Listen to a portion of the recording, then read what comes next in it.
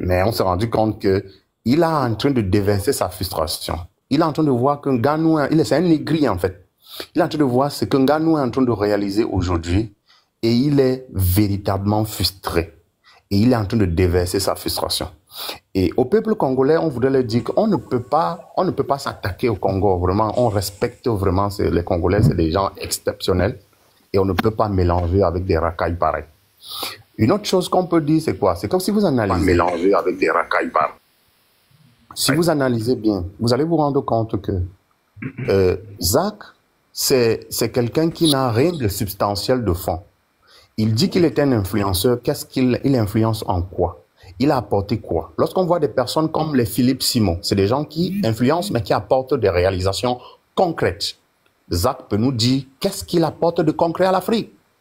À part baragouiner sur les réseaux sociaux, il n'apporte pas grand-chose. Vous allez voir que les vrais influenceurs ou bien des vrais coachs, c'est des personnes qui font et on voit. Parce que quand vous allez analyser, et aussi, il est dans l'exhibition. Vous allez difficilement voir des personnes qui apportent de la valeur en train de se dire, c'est la voiture que j'ai achetée à ma femme, c'est la voiture que j'ai donnée à mon oncle, je viens de me faire une nuit aux Bahamas et à l'hôtel de Dubaï et tout ça. Vraiment, non. Vous ne les verrez pas dans ça. Vous les verrez dans quelque chose. Comme c'est un homme, parce que des hommes de valeur, eux, ils sont comme ça.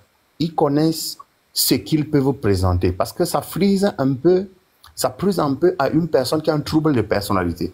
C'est-à-dire que tu dis quelque chose aujourd'hui, on tente de comprendre en fait ce que tu es en train de dire, mais tu viens t'attaquer à un peuple qui ne t'a rien fait du tout.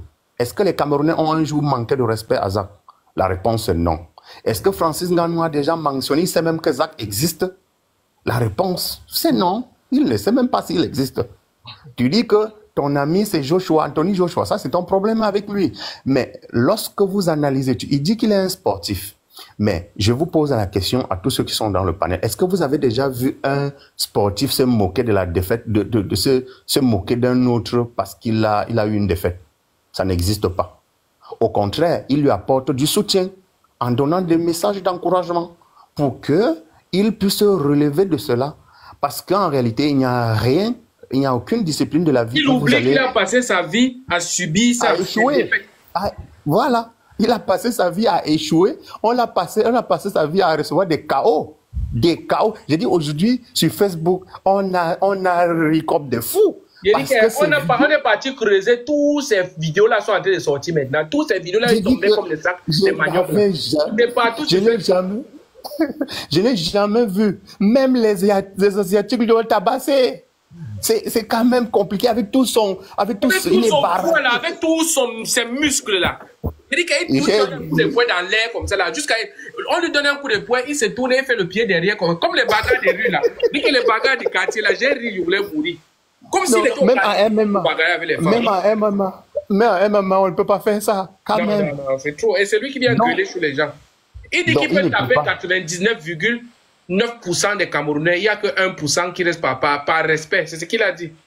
Non, je pense qu'il y a déjà un ensemble de mesures que nous devons prendre. La première mesure, c'est d'aller se désabonner, même signaler cette page. Ça, c'est la première chose. La deuxième chose, c'est qu'il faudrait qu'on fasse comprendre à celui-là que on ne touche pas au Cameroun. Tu peux te blaguer avec certains Camerounais, mais lorsque tu parles du Cameroun, parce que son dernier test, si vous voyez son dernier test, il parle du Cameroun. Il ne parle pas des Camerounais. Il parle du Cameroun. Là, c'est grave. Tu es qui pour parler d'un pays? Tu es qui? Tu te places où? Tu as quelle couille? C'est-à-dire que qu'est-ce qui peut bien se passer dans la tête de ce monsieur au point de parler d'un pays? Et tout à l'heure, l'une des sœurs était en train de dire, il a insulté le peuple quinois. J'ai suivi certaines de ses interventions. Mais j'ai dit, bon sang, celui-ci, il se prend véritablement pour qui? Et je pense que les Congolais, c'est des peuples qui sont peut-être pacifiques. Mais en réalité, les Camerounais, mon frère, nous là, on ne nous tente pas. Si tu nous tentes, tu vas nous avoir dans ton dos. J'ai suivi une intervention conciliatrice tout à l'heure là, qui voulait dire non, il faut le laisser. On ne laisse pas. On va le traquer. Il va regretter pourquoi il a prononcé le nom Cameroun là. Il va couper, on dit souvent chez nous, hein, on va couper la partie de sa bouche là, on va jeter.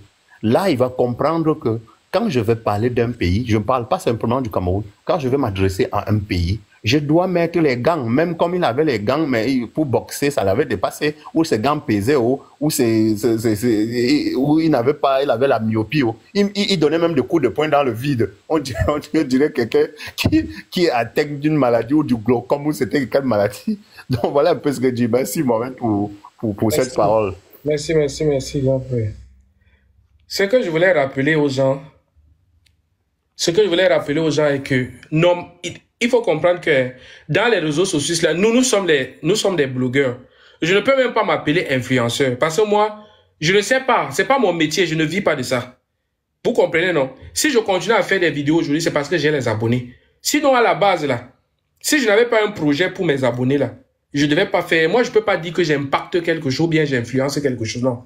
Ceux qui sont mes amis personnels ou peut-être que j'ai connus dans les réseaux sociaux, quand ils viennent à moi et que je peux les aider, je les aide. Et moi aussi, je demande de l'aide, que ce soit psychologique, morale ou peut-être physique. Vous comprenez un peu. Mais les gens comme Mwikassa, je vais vous dire la vérité. Et dans ces débuts-là, on a vu ça, on a compris. Les gens comme Mwikassa, c'est la haine. C'est la haine qui les amène dans les réseaux.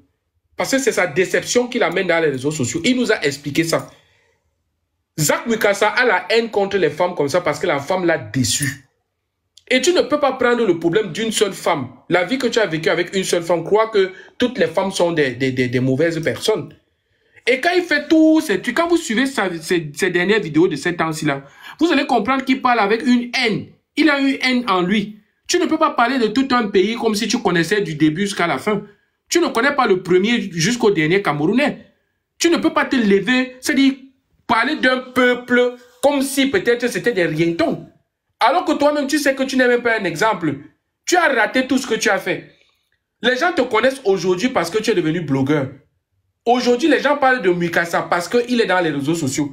Sinon, la bosse que tu faisais comme ton métier, là, on ne te connaît pas dedans. Tes vidéos n'existaient même pas parce que c'était l'échec.